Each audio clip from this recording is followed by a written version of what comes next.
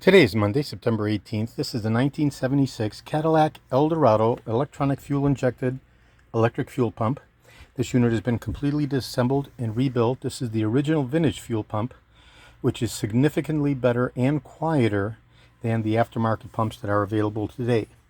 One of the common problems that all of the fuel injected early generation car owners, particularly the Eldorado and Fleetwood owners, one of the problems they have is how whiny and noisy the aftermarket pumps are when they try to replace the external pumps. The fuel injected 76 Eldorado has two electric fuel pumps, one inside the tank and then the higher velocity fuel pump mounted on the frame rail passenger side right behind the front door forward of the rear passenger wheel.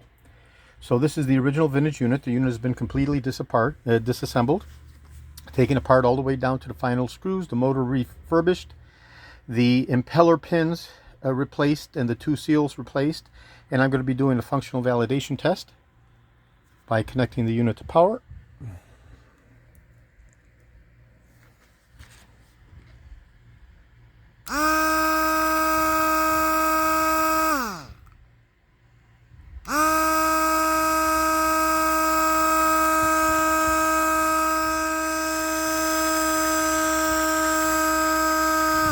And of course, all fuel pumps, when they're flowing air only, they're much louder than they are when they're flowing fuel. So this is the original vintage 1976 Cadillac Eldorado fuel injected rebuilt electronic fuel pump. This is the external variant that mounts on the rail. And this is George in Florida. I have over 75,000 original vintage parts for the 1967 to 1978 Cadillac Eldorados.